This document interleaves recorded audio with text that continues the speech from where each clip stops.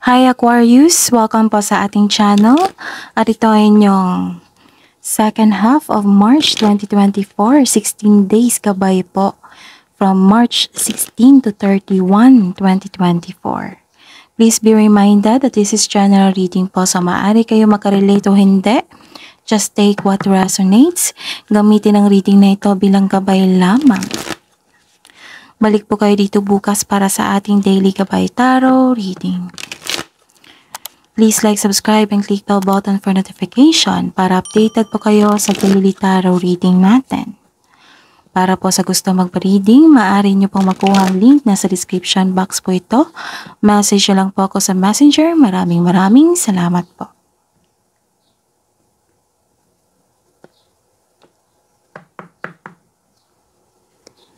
Spirits Guide, ano po ang ganap ngayong March 16 to 31, 2024 para po kay Aquarius?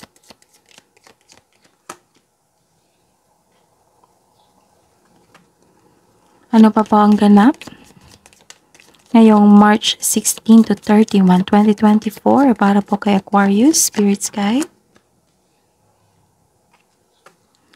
Spirits Guide, ano pa po ang ganap ngayong March 16 to 31, 2024 para po kay Aquarius?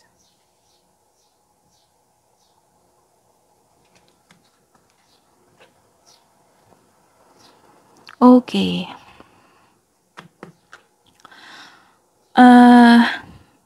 May nakita ako ditong suporta. Galing sa inyong family, kaibigan, kasamahan dyan. This is companion. Nagbigay ka ng tiwala. Maaring may kaibigan ka na, nagbigay siya ng tiwala sa inyo. Maaring may bago kayong kaibigan na happy kayo. Nakikita ko dito yung suporta at loyalty sa inyo. Nakikita ko rin dito may nagbigay ng advice sa inyo. And some of you na hire as katiwala. Ingatan nyo ang inyong sarili. Huwag kayo mag-overthink po kasi nakakasama to sa inyo. Nakikita ko dito yung pag-overthink nyo. Some of you malungkot, nalilito, may hindi klaro sa inyo, confused, nagkaroon ng doubt. May gumugulo sa isipan mo. Nakaramdam ka ng takot. Tapos ingatan nyo ha, kasi baka magkaroon kayo ng anxiety or ma-trigger ang inyong depression, which is bad for you. So, kailangan ng pagbalansa dito. Huwag mag-isip ng mabuti. Kailangan yung pahingahin yung sarili nyo. Okay. May nakita naman ako dito na may darating na mensahe. Balita. This is an expected message. Pwedeng impormasyon. And binigyan mo ito ng reaction. Mabilis na reaction or action. Nakikita ko dito na you are moving forward.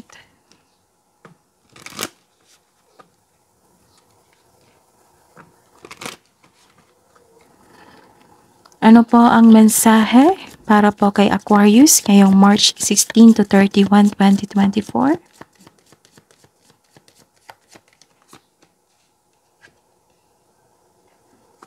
Wow.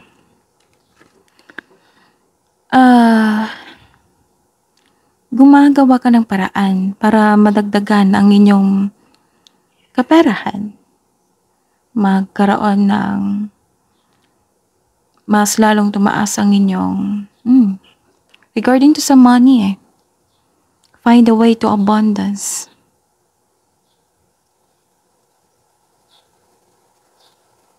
Okay. So may mensahe dito. Kailangan yung bigyan ng aksyon, ang binigay na opportunity. Kailangan yung magbigay kayo ng aksyon. At focus sa inyong kaperahan at sa career. Kasi may nakikita kong suporta dito galing sa taas. Para mabigyan ka ng nakikita ko dito na kailangan nyo bigyan ng aksyon itong binigay na opportunity sa inyo kasi magbibigay ito ng abundance sa inyo. And don't be afraid to fly solo. Self-reliance. Aquarius.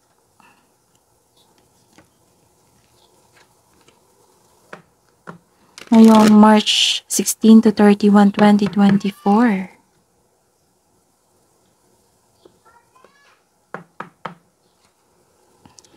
Ano po ang energy? Lumabas. Kunin natin to ha. Clarification po sa card na ito para po kay Aquarius.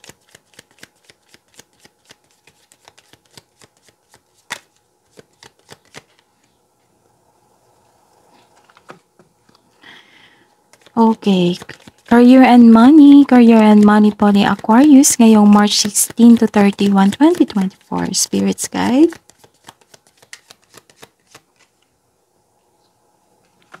Clarification po sa card na ito.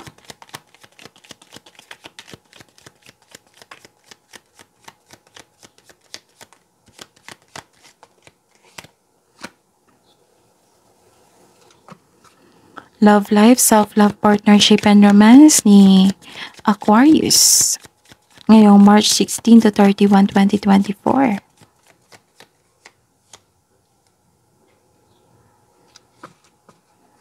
Clarification po sa card na ito.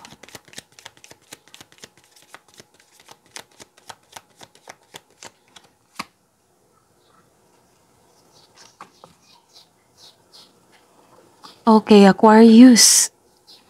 Please visit our channel po. Scroll down nyo lang po. Andun po yung separated video. May bago po tayong upload ha. Sa mga hindi pa nakapanood ng March 2024 monthly gabay tarot reading at love reading for this month, March 2024. Para po kay Aquarius. So, separated video po talaga yon para sa inyo ko Aquarius. Okay. Ngayong March 16 to 31, 2024. Para po kay Aquarius. May nakita ko dito na may gustong bumalik sa inyong past. May nakita rin ako dito na isang tao na may gustong kunin sa inyo. May nakita rin akong may tao na anong tawag dito na ayaw niyang sumuko. This card tells you to release old grudges in order to move on. May pagpatawad na mangyayari. So, ayun, may forgiveness. Okay, may hinintay ka eh. May parating na pagsasakripisyo o pagsusuko, bagamat ihanda ang sarili, kung karapat-dapat ba ito? Nag-iisip ka dito. Nagkakaroon ng pag-aantay o delay. This card asks you to try to invest your time wisely while you wait. This card tells you na look at the world from a different perspective. Take time to reflect and surrender to the present moment as fully as you can. Kung may hinihintay po kayong delay, na nagkaroon kayo ng frustration nito, kailangan nyo talaga maghintay. Tapos sa kaperahan, huwag magdesisyon agad na mag-invest o maggasta sa isang bagay. Sabi po dito, kailangan ingatan ng inyong kaperahan din. Okay.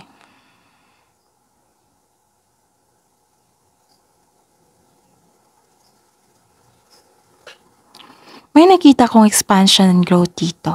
Makikita mo ng mga bunga ng iyong pagsisikap. ngunit maging mapagmasid. Kung may plano ka, this is the time na gawin mo na ngayon. Ginagawan mo ng aksyon ng matagal mo ng plano for your growth.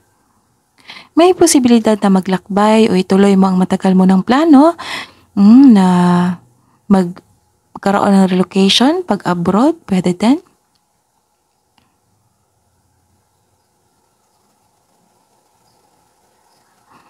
May magaganap na collaboration. May ganap na travel.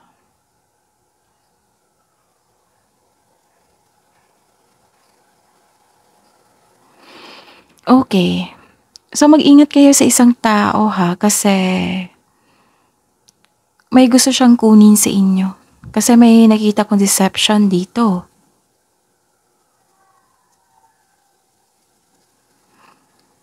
May naulit na namang problema na nagdulot ng trauma sa iyo. Ayaw mong alamin kung bakit ito naulit. So bigyan ng atensyon, hanapan ng solusyon.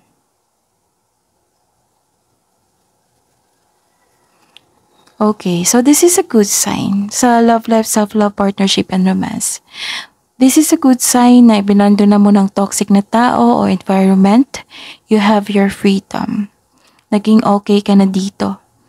In health, a difficult cycle is about to end. Nawala na yung bad habits mo, yung mga negativity na iniisip mo, nawala na yung pagiging self-pity mo, yung nakakasama sa inyo. This is called recovery. Nalampasan mo na. This is freedom.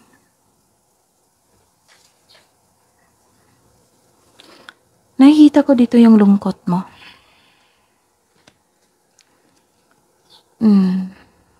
Nalungkot ka dahil sa pagkawala ng isang bagay or sa isang tao, pagkakataon. This is only temporary, lilipas din ito.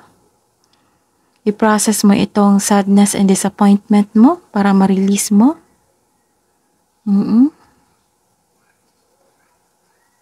Kailangan yung go ahead and cry it out. Iyak mo lang yan. The grieving process takes time. But it will not last forever. There is always a way out, Aquarius.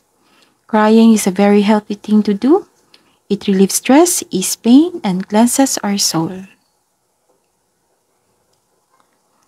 Okay, naging sad kayo dito, pero nagkaroon naman ng healing po. You are free. Nagkaroon ka ng freedom.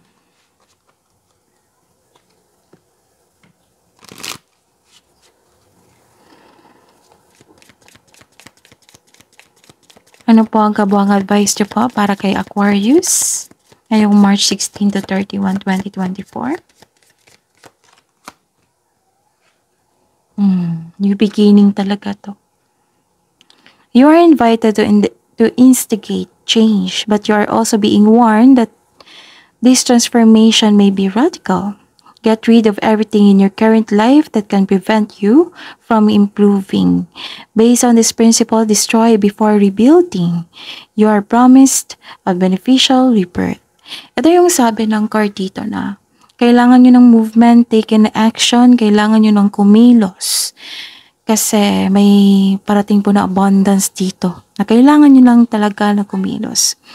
Pero may condition po dito na kailangan nyong i-release itong negative inner energy nyo. Yung sadness, grief, yung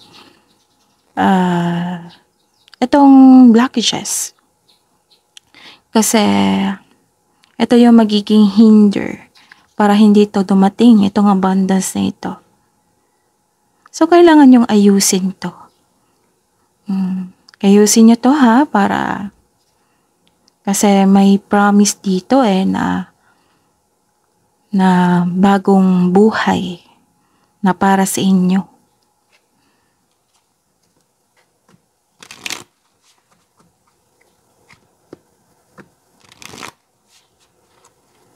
Ano po ang mensahe, advice nyo po para kay Aquarius ngayong March 16 to 31, 2024?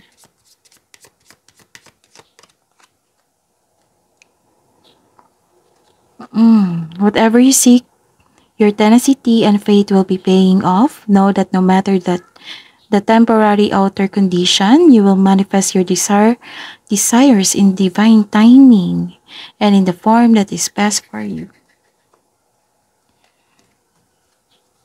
Okay, so that is your reading for sa inyong second half of March 2024. Ngayong buwan na ito. Aquarius. Please like, subscribe, and click bell button for notification para updated po kayo sa daily tarot reading natin. Maraming salamat po.